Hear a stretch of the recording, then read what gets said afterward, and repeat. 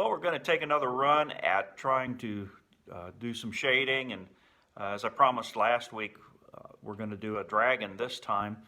What I've done here this morning, just to try to find a good lighting scheme, I guess, an orientation of my model, this little dragon, to get something that looks exciting and interesting.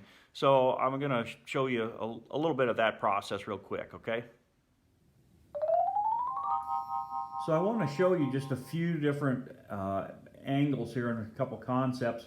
Right now I've put him on a piece of gray paper, and he's a dark purple and he's got gold on him, so there's just not a lot of contrast but on the purple itself. I mean, it just looks dark, and that's fine if you want to just take and sketch out what you see here and just color him in dark and let the gold areas be lighter, and then maybe the gray a medium value back there. So I've got a secondary light set up here, and I just want to show you when I turn it on, okay, how that brings some drama into it. You can see like his forehead and his nose and his left front leg and neck, how they're illuminated. So that makes it a little more exciting, but the angle is not really good, I don't think. So let me show you one more thing here that I've done. I've tried about 6 or 7 angles, so I'll show you one. I want to turn this light off. Okay, take him back the way he was, and then I'm gonna give him just a little bit more of an interesting angle here. Okay, so I kind of like that maybe.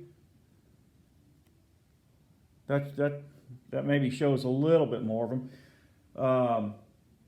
So anyway, let's say I like that angle better.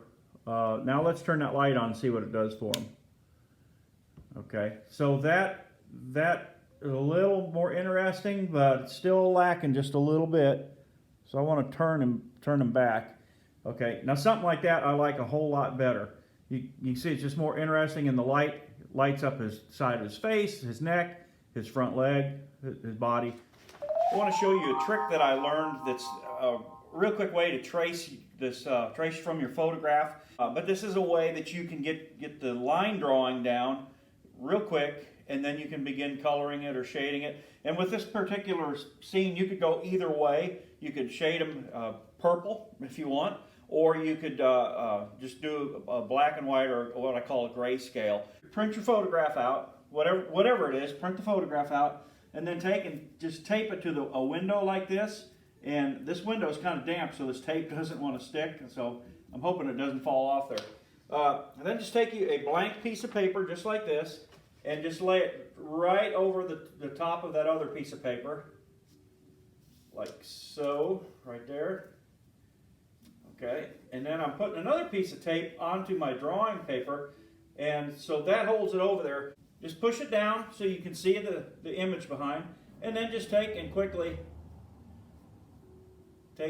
trace them out, going around the edges. So the back side's not too hard to do. There's a snout right there, and then we come down here. I'm working on this side, and I'm not going to show you me tracing the whole thing just to save time, but I want you to see now. We're looking for different values. Like this is almost a white right along here on the gold of his horns and his scales back here, or this ridge. So we're just going to separate those values. So I'm going to go just like that. And I hope the camera is picking it up pretty good.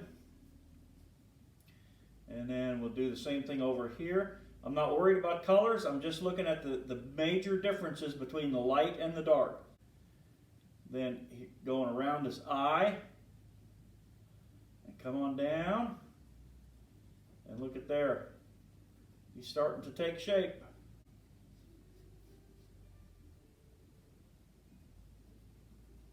Okay, so there's what you need to do.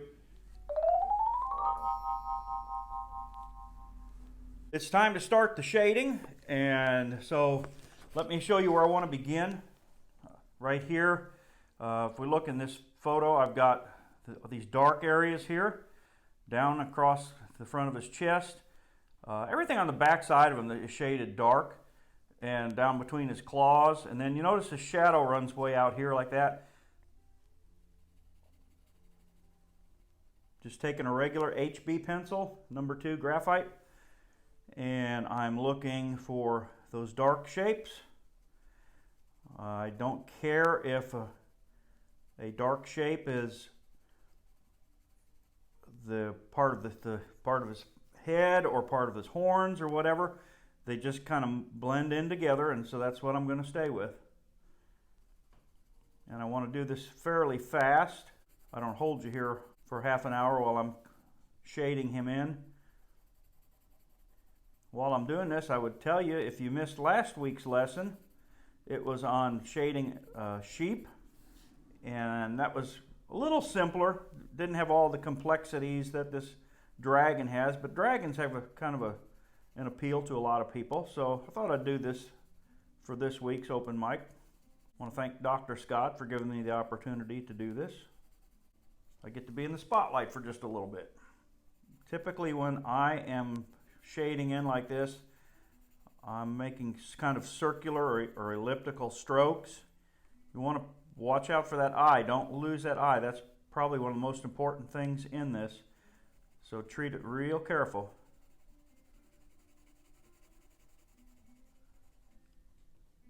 And I'm occasionally looking up at make sure I'm not coloring in something that shouldn't be colored in. And I've really simplified it. Just I don't want it to be real complex. I'm not putting every scale in. I just want the suggestion of that rough texture that he has. And it gets a little confusing in a few of these places here, but if you'll just keep looking at your photograph and get the important dark shapes in there. That's really all that you need. Get those important dark shapes. Okay, now notice this dark right around his eye here. That goes all the way around his eye almost, and that's what makes his eye pop out, makes it light. And I'm going to put a little pupil right there. You see that? All right, and then this right here is dark in front of his eye.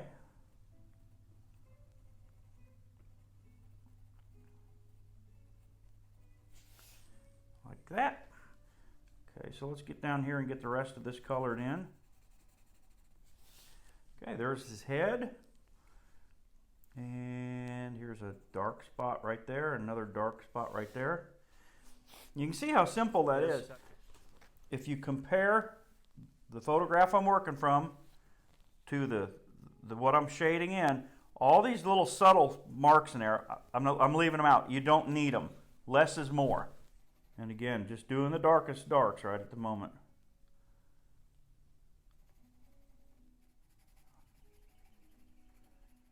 That little area in there is going to be a little pocket of light. Maybe a scale is sticking out. It really catches the light there.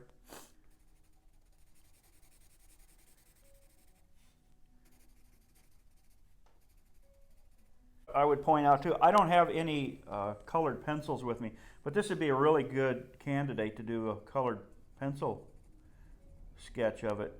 Where I'm putting in the darks, you just pick you a nice dark purple and put it in, and then I get a light purple for the front, feel the part of them that's catching the light, and you'd have it.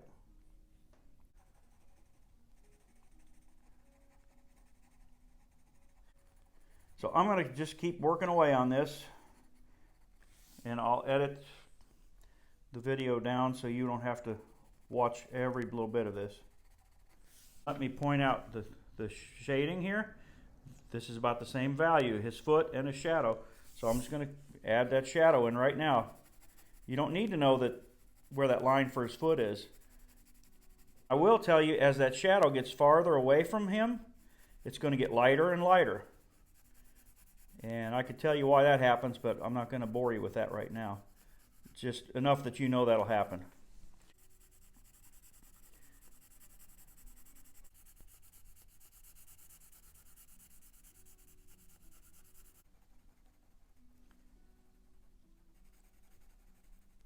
Again, I'm just suggesting the scales here. I'm not putting them all in. Not really putting any of them in. Okay, coming along great.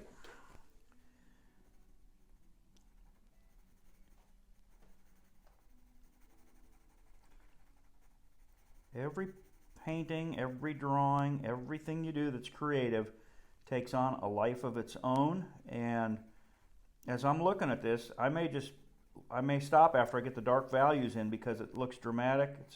It's interesting and exciting. It's telling a story, and that's what it's all about. Up here on his spiky spine, or whatever that is, his backbone or whatever. And notice how this dark on his back comes up against the light of his neck and really makes the neck pop out then. Gives him some dimension and some character.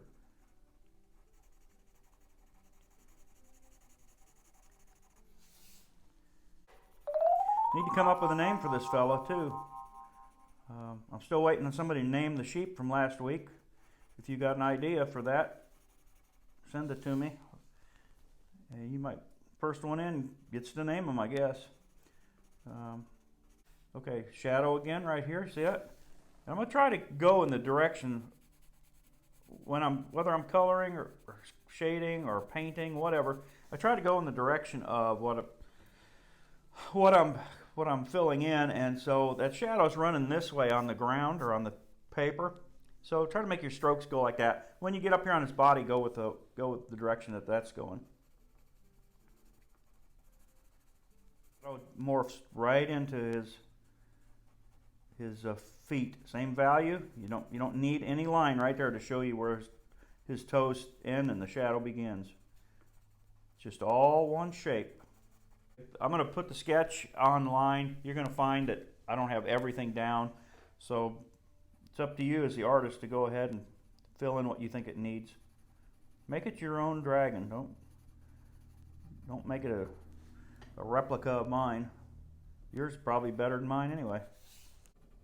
And try not to get lost in all this detail that we see up here. There is a lot of detail, and I got to declutter it, if you will.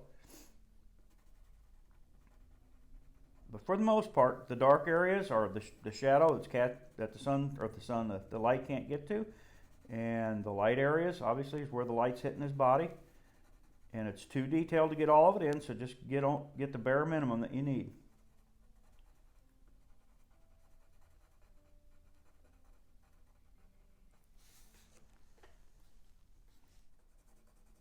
Thinking scales and shape. Dark side. Dark down in there. And dark here.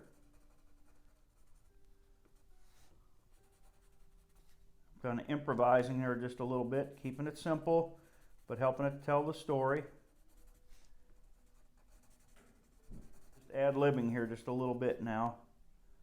I also see a couple little things like that. Let me point this out. I didn't draw it in, but you see how this dark area right here comes down like that? Let's go ahead and put that in. A little bit of dark right in that area too. So, I think I'm done with it. I don't think we're going to put any more middle value in there. We don't need it. It looks great just like it is. It's believable. It's understandable, and I think it's got some good excitement to it just because you got darks and lights. That's it. Last thing we want to do then is we want to put our signature on there.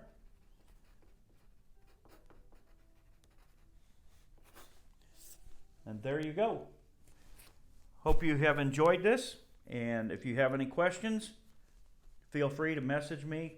If you do this little exercise, please post it so that we can all see it. I'm excited to see how everybody's doing out there. So until next time, this is Spencer. Thanks for watching this, and we will see you later. Bye.